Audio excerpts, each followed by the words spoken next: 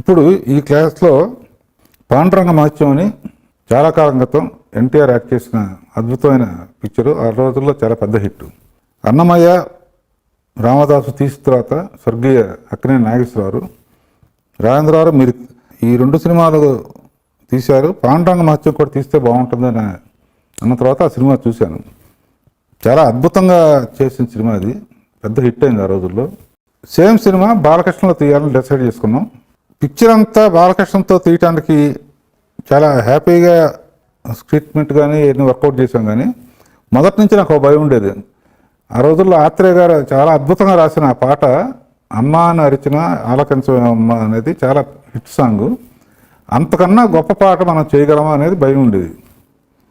అయినా కూడా ఛాలెంజ్గా తీసుకుని అశోక్ తేజతో ముందు ఈ మాట చెప్పి, ఏమండి ఆత్రేయ గారు అల్టిమేట్గా రాశారు ఆ రోజుల్లో, అంతకన్నా బాగా వస్తేనే ఈ సిచ్యువేషన్ పెట్టుకుందాం అని చెప్పిన తర్వాత అశోక్ తేజ చాలా అద్భుతంగా చేశాడు. కీరవాణి దాన్ని మించిన ఛాలెంజ్తో ట్యూన్ చేశాడు. ఆ పాట పిక్చరైజేషన్కి తీసుకున్న జాగ్రత్తలు ఏంటి, అటువంటి సిచ్యువేషన్లో డైరెక్టర్గా ఏం జాగ్రత్తలు తీసుకున్నాం డిస్కస్ చేద్దాం. నాకు ఇంకో ఛాలెంజ్ ఏంటంటే, నా ఫేవరెట్ డైరెక్టర్ విశ్వనాథ్ గారు ఫాదర్ వేషం వేశారు. ఆయన ఉండగా టోటల్ సాంగ్లో ఫాదరు మదర్ అందరూ ఉంటారు. ఆయన ఉండగా ఆయన్ని మెప్పించే విధంగా తీయాలి అనే ఛాలెంజ్ ఒకటి ఉంది. ఎందుకంటే ఆయన సిచ్యువేషన్స్ కానీ అద్భుతమైన సీన్స్ తీసిన డైరెక్టరు. ఆయన ఎదురుగా ఒక పాట తీయటం అంటే కత్తి మీద సాంగులట్లేదు అనమాట. ఈ సాంగ్ సిచ్యువేషన్ ఏంటంటే, అప్పటి వరకు బాలకృష్ణ క్యారెక్టరు తల్లిని తండ్రిని కుటుంబాన్ని లెక్క చేయకుండా ఎప్పుడూ అమ్మాయిల పిచ్చితో అనేక దేశాలు తిరుగుతూ ఉంటాడు అనమాట. అలాంటి సిచ్యువేషన్లో ఒకరోజు 2 అమ్మాయిలు అమ్మడబడి ఒక ఫారెస్ట్లో ఒక ఆశ్రమంలోకి ఎంటర్ అయ్యి ఒక ఋషితో ఆర్గ్యుమెంట్ వస్తుందన్నమాట. ఆ క్యారెక్టర్ మోహన్ బాబు వేశాడు. ఆ ఆర్గ్యుమెంట్లో ఆవేశంగా ఆ ఋషిని కాలుతో తంతాడనమాట. తన్నేటప్పటికీ అతని కాళ్ళు చచ్చిపడిపోతాయి, అంటే పక్షవాతం వచ్చేస్తాం 2 కాళ్ళకి. అప్పుడు ఆ ఋషి చెప్తాడనమాట, నువ్వు చేసిన పాపాలు ఎంత అంత కాదు, ఎప్పుడైతే నీ కన్న తండ్రి కన్న తల్లి క్షమిస్తారో అప్పుడే నీకు మళ్ళీ విముక్తి కలుగుతుందని చెప్తామన్నమాట. న్యాచురల్గానే కాళ్ళు చచ్చిపడిపోయిన తర్వాత అతనిలో రిపెంటెన్స్ వస్తుంది, చేసిన పాపాలన్నీ గుర్తుకొస్తాయి. అప్పుడు అమ్మని నాన్నని తలుచుకుని వాళ్ళిద్దరిని రీచ్ అవ్వటం కోసం కాళ్ళు లేకుండా రీచ్ అవ్వాలంటే డేకుతూ వెళ్ళాలి. ఆ సిచ్యువేషన్ని ఎలా మేనేజ్ చేసి తీశాను అనేది ఒకసారి చూద్దాం.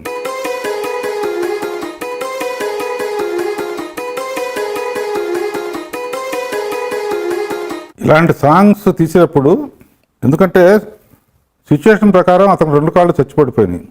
పక్షవాతం వచ్చిన చెయ్యి కానీ పక్షవాతం వచ్చిన కాలు కానీ ఎక్కువసేపు చూపిస్తే ఆడియన్స్ రిలీజ్ చేసుకోలేరు అన్నమాట. ఆల్రెడీ చెప్పాం కాబట్టి అదొకటే కాకుండా సెలక్షన్ ఆఫ్ లొకేషన్, అతనిలో మార్పు వచ్చింది చెప్తున్నాం, రిపెంట్ అవుతున్నాడని చెప్తున్నాం. యాక్చువల్గా కాళ్ళు పోవాలని శాపం పెట్టినప్పుడు అడవిలో దొరుకుతుంది.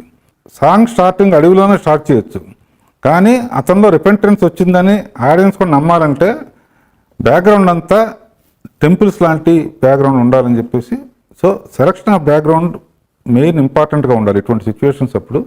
సో కొన్ని రూయిన్ టెంపుల్స్, కొన్ని రూయిన్ పిల్లర్స్, అంటే రూయిన్ అయిపోయిన వాడు మళ్ళీ మామూలు అవడానికి ఎలా అనేది ఒక టోటల్ స్టోరీ లాగా రాసుకున్నాను అనమాట. స్టోరీ బోర్డు తయారు చేసుకున్నాను. ఇప్పుడు వరకు చూసిన దాంట్లో ఏంటంటే, చూస్తానికి చచ్చుబడిన కాళ్ళు సైడ్ యాంగిల్ పెడితే త్రూఅవుట్ ప్రతి షాట్లోనూ ఆ కాళ్ళు లాక్కుంటే లేదా అసహ్యంగా ఉంటుందని చెప్పేసి ప్రతి చాట ఫోర్గ్రౌండ్లో ఒకటి పెట్టి ఒట్టి ఫేసును బాడీ కనపడేట్టు పెట్టి కాళ్ళు డేకుతున్నట్టే కనపడుతుంది. కాబట్టి కొంచెం ఆడియన్స్కి జుగుసుగా ఉండేది అవాయిడ్ చేసాం అనమాట. అందులో టాప్ యాంగిల్లోకి వెళ్ళినప్పుడు కూడా మీరు క్లియర్గా అబ్జర్వ్ చేస్తే టాప్ యాంగిల్లో యాక్చువల్గా ఒకసారి ఆయన చూపించాలి కనుక టాప్ యాంగిల్లో రాళ్ళన్నీ గరుగ్గా ఉన్నాయి. అతను చాలా ఇబ్బంది పడుతూ ఆ గరుకు రాళ్ల మీద మట్టి మీద ఇబ్బంది పడుతూ వస్తున్నాడని చెప్పాలి. టాప్ యాంగిల్లో జాగ్రఫీ చెప్పినా కూడా లాస్ట్కి వెళ్ళేటప్పుడు ఒక కొమ్మ అడ్డం ఉంటుంది, ఆ కాళ్ళు మట్టుకు కవర్ చేస్తుంది అనమాట. సో ఎంత కురిగిపోయినా లేకపోతే పక్షవాతం వచ్చినా కూడా స్క్రీన్ మీద పెద్ద స్క్రీన్ మీద చూపించినప్పుడు అసహ్యంగా ఉంటుంది కనుక కొన్ని ఆడియన్స్కి కాస్త చూపించేసి మిగతా అంతా కవర్ చేసి తీశాను. అది క్లియర్గా ప్రతి చోట అబ్జర్వ్ చేయొచ్చు మీరు. ఇక్కడ నుంచి ఎవరి కోసం పాడుతున్నాడో వాళ్ళని రీచ్ అవ్వాలి.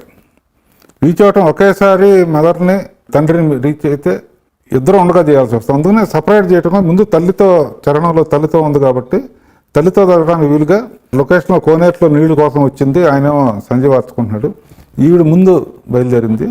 ఫస్ట్ ఈవిడ చూడటం షాట్ వేసాం అనమాట. ప్రతి షాటు ఒక నంది సజెషన్లోనో ఒక పిల్లల సజెషన్లోనో ఒక పవిత్రమైన బ్యాక్గ్రౌండ్లో ఉండేటట్టు క్రియేట్ చేసాం అనమాట.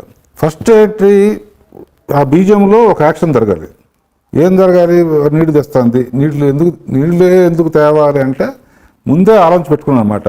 దగ్గర రాగానే కొడుకుని చూడంగానే ఆ షాక్తో బిందె వదిలేస్తే ఆ బిందెలో వాటర్ ఆవిడ పాదాల మీద పడి ఆ పాదాలకి కడుగుతూ లైన్ మొదలు పెట్టాలని ముందు నేను ఫిక్స్ చేసుకున్నాను. సో ఇటువంటి పాటలు తీసేటప్పుడు ఏంటంటే ఆర్టిస్టులకి ఏ యాక్టివిటీ ఇవ్వాలి, ఆ యాక్టివిటీ ద్వారా మనం చెప్పాల్సింది చెప్పాలి.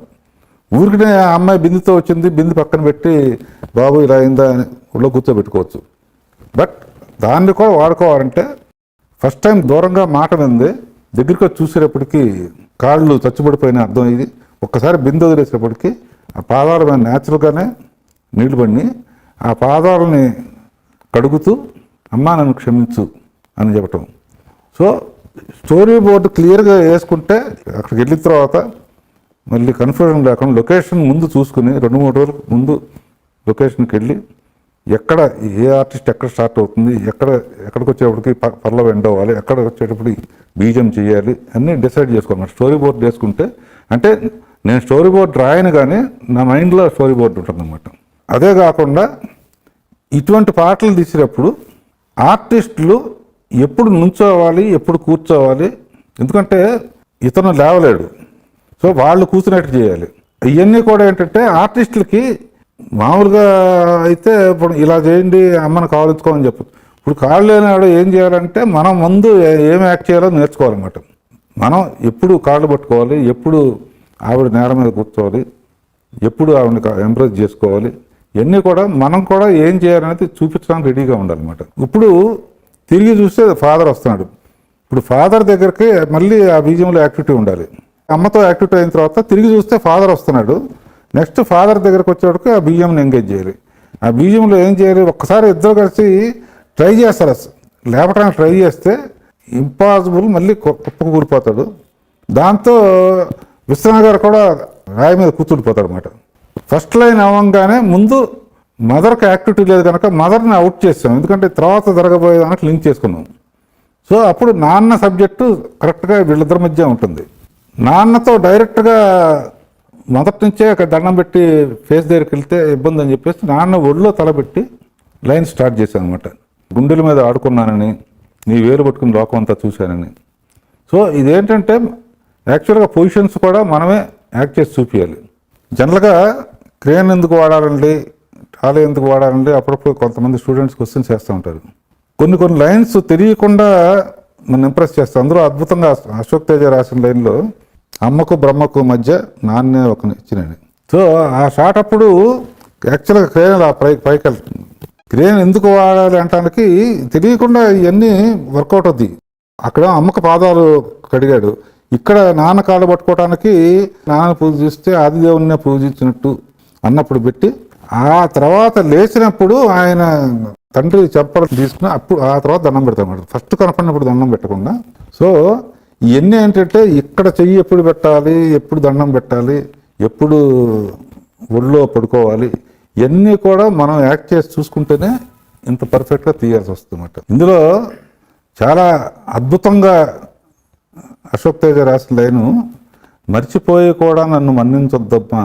ఆ టైంకి ఆ అమ్మాయి అక్కడ ఇంటర్గట్లో పూజ చేసినట్టు చూపించి దాని తాలూకా వస్తువులు తీసుకొచ్చినట్టు పెట్టి అటు తిరిగి అప్పుడు మర్చిపోయి కూడా నన్ను మన్నించొద్దమ్మా అని పాడటం. తండ్రికి మన్నించమన్నప్పుడు కట్ షాట్ చేయొచ్చు, కానీ సేమ్ షాట్లో తండ్రి చెయ్యి భుజం మీద పడితే ఆ స్పర్శకి తిరిగి మళ్ళీ తండ్రితో చెప్పటం. ఇవన్నీ ఏంటంటే డీటెయిల్డ్గా మీరు గమనించాలన్నమాట. అందులో కట్ షాట్ చేస్తే అంత ఎమోషన్ రాదు.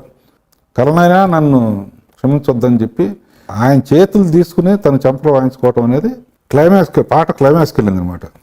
ఏదైనా కూడా దేవుడి దయతోనే అవుతుందని ఒట్టి వీడియో తీసుకొచ్చి అది రాస్తే కార్డులు వచ్చినట్లు నమ్మరు కనుక ఎక్కువ షాట్లు నరసింహస్వామిది దండకం అవన్నీ వేసి మళ్ళీ అతనికి కార్డులు వచ్చినాయని చెప్పి ఇప్పుడంటే అల్టిమేట్గా ఏంటంటే ఇటువంటి పాటలు తీసినా కూడా అల్టిమేట్లీ దైవబలం కూడా యాడ్ అయిందని చెప్పడం కోసం లాస్ట్లో ఆ దండకం పెట్టేటప్పటికి సాంగ్ కన్విన్సింగ్గా పూర్తయింది.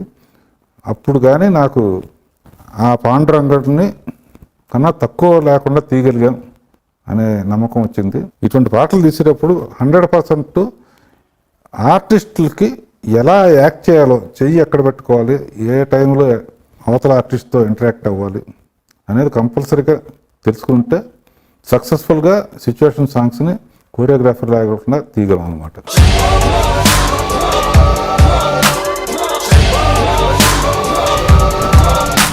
ఫోటోలో ఉన్న వ్యక్తి ఎవరమ్మా? మీ ఆయన చనిపోయారా? అయ్యో, ఎక్కడ పడితే అక్కడ ఏది పడితే అది వాగుతున్నాడని పోలీసులు నగర బహిష్కరణ చేశారండి. మొదటి భార్యని చేసుకున్నాక పిల్లలు పుట్టలేదని రెండో పెళ్లి చేసుకున్నారు.